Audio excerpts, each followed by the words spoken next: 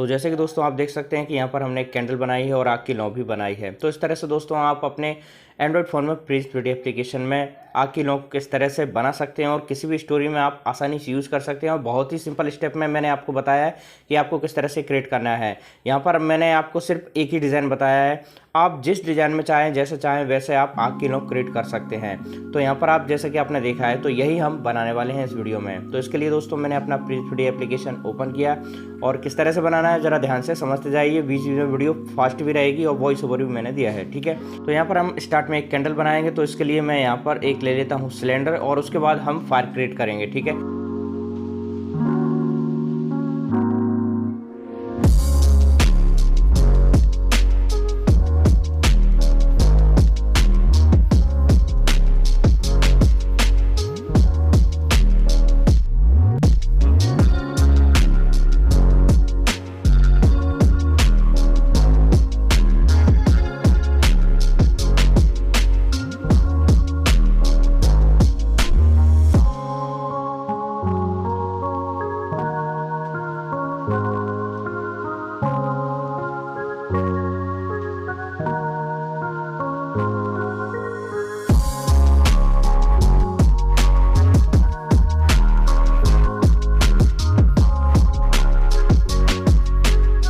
अब दोस्तों हम यहाँ पर आग की लौ बनाएंगे यानी फायर क्रिएट करेंगे।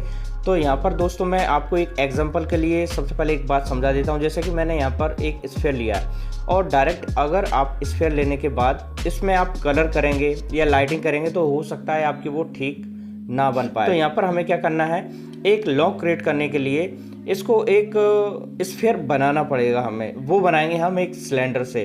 तो इसे हम किस तरह से क्रिएट करेंगे तो ये ज़रा समझते जाइए, ध्यान से देखते जाइए। तो मैंने इसे कैंडल नाम से ही अपने प्रोजेक्ट को क्रिएट कर दिया, ठीक है। और इसे मैंने यहाँ पर ये जो टाइमलाइन है यहाँ पर इसे ऐड कर दिया, जैसे कि मैं इसे कहीं पर भी यूज़ कर सकूँ, ठीक है। तो यहाँ पर अब मुझे एक जो लौ क्रिएट करनी है तो उसके लिए मैं एक न्यू प्रोजेक्ट ले लेता हूँ। और यहाँ पर न्यू प्रोजेक्ट लेने के बाद यहाँ पर अब मुझे एक लौ क्रिएट करना है। तो यहाँ पर मैं एक सिलेंडर ले लेता हूँ और यहाँ पर अब जैसे कि हमें एक लौ क्रिएट करने के लिए, जैसे कि इस सिलेंडर के ऊपर के जो फेसेस थे वो मैंने डिलीट कर दिए हैं और नीचे के जो फेसेस हैं इन सभी को एक साथ सेलेक्ट करके इसे जो नीचे के साइड है उसे अप साइड कर देना है। यानी अंदर का जो खोल रहता है वो बाहर की साइड आ जाएगा और बाहर का जो हिस्सा रहता है वो अंदर की साइड आ जाएगा, यानी उलट जाएगा। और अब हमें इसी उल्टे हुए स्फीयर से ही लौ क्रिएट करना है, ठीक है। तो यहाँ पर हमें सबसे पहले क्या करना होगा, ये जो एक्सट्रूड का ऑप्शन है इस पर सेलेक्ट करने के बाद इसकी ऊपर साइड कुछ और फेसेस निकाल लेते हैं, ठीक है। ये निकाल लिए हैं और निकले हुए जो फेसेस हैं उसको हम थोड़ा सा हल्का सा छोटा कर लेंगे एडिट कर्सर से और फिर से दोबारा से इसे इसी ऑप्शन को सिलेक्ट करके दोबारा से निकालते हुए और इसे आगे की तरफ छोटा करते हुए चले जाना है, ठीक है। तो इस तरह से जैसा कि आप देख रहे हैं इसी तरह से आपको डिज़ाइन कर लेना है।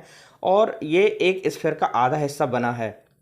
और हमारी जो पुराना वर्जन है इसमें एक ऑप्शन रहता है जिसमें कट लगाते हैं तो वहाँ का आधा हिस्सा कॉपी होकर नेक्स्ट यानी उसके अपोजिट साइड आ जाता है। तो ये नहीं हो पा रहा था तो हमें पहले इस स्फीयर को पहले उल्टा करना पड़ा। उल्टा करने के बाद उल्टा जब हम कर लेते हैं इसे तो फिर हम उसे एडिटेबल मोड में लाने के बाद उसके बाद फिर कट लगाएंगे। मगर यहाँ पर हम कट लगा रहे हैं तो थोड़ा तिरछा सा स्फीयर बन रहा है तो इसे हम पहले चपटा कर देते हैं, ठीक है। तो दोनों तरफ से प्रेस करके इसको थोड़ा चपटा कर दिया है और फिर इसे एडिटेबल मोड में ले जाने के बाद ये जो कट का ऑप्शन है इस पर सेलेक्ट करके एक बिल्कुल बीच में लाइन कट दे देते हैं तो जिससे कि ये बिल्कुल सीधा स्फीयर क्रिएट हो जाता है, ठीक है। अब इसमें हल्का सा जो थोड़ा सा नुस्खा है उसे हम दूर करेंगे आगे। और अब हमारे लिए इसमें लाइट ऐड करना है। तो यहाँ पर हमें लाइट सेटिंग करने के लिए एक लाइट ऐड करना होगी। तो यहाँ पर हमने एक लाइट ले ली है और यहाँ पर इसका ये जो लाइट टाइप है वो है इसमें अभी डायरेक्शन, ठीक है। तो इसे हम चेंज करेंगे। तो यहाँ पर हमारे लिए लाइट का जो फ्लेम होता है वो हमारे लिए देखना है कि किस डायरेक्शन में जा रहा है, ठीक है। तो डायरेक्शन अभी यहाँ पर सिलेक्ट है, ठीक है। तो पहले ये जो लाइट है इसमें हम कुछ कलर दे देते हैं, जैसे कि येलो कलर हमने यहाँ पर दे दिया है। और इसका ये जो फ्लेम है ऊपर की साइड अच्छा रोशनी दे रहा है, ठीक है। तो यहाँ पर अब आपके लिए किस तरह का रोशनी क्रिएट करना है, किस कलर की आपको फायर क्रिएट करना है तो वो यहाँ पर आप पहले दे दीजिए। और इस स्फीयर के बीच में जो हल्का सा झुका हुआ थोड़ा हल्का सा लग रहा है, तो इसे पहले मैं सीधा कर लेता हूँ। इसकी लाइन से बिल्कुल ठीक मैंने कर ली, जैसे कि चारों तरफ से बिल्कुल एक जैसा गोल लग रहा है। ठीक है, अब ये बिल्कुल परफेक्ट है। अब हमारे लिए इसमें जो लाइट सेटिंग है उसको आपको ध्यान से देखना होगी, तो इसका टाइप जो है पॉइंट कर देते हैं पहले।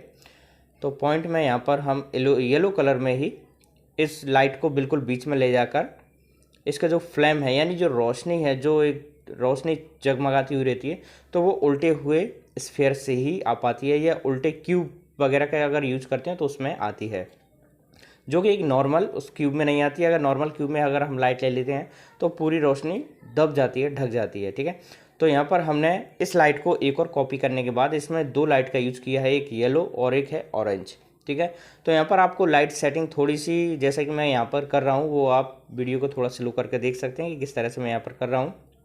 यहाँ पर मैंने एक ब्लू लाइट का भी यूज़ किया है। ठीक है, एक कॉपी कर ली है, तो ब्लू लाइट का भी यूज़ करके यहाँ पर हमारे लिए, क्योंकि आग में हल्का सा ब्लू टाइप में भी शो होती है, तो वो हमने यहाँ पर देने की कोशिश की है। ठीक है, तो यहाँ पर कुछ इस तरह से मैंने फ्लेम में कलर दिए हैं, जैसे कि हमारे लिए जो फायर है उसमें नॉर्मल एक फायर की तरह लगे। ठीक है, अब हमने जो कैंडल यहाँ पर ऐड की थी वो हमने यहाँ पर इंपोर्ट कर ली है।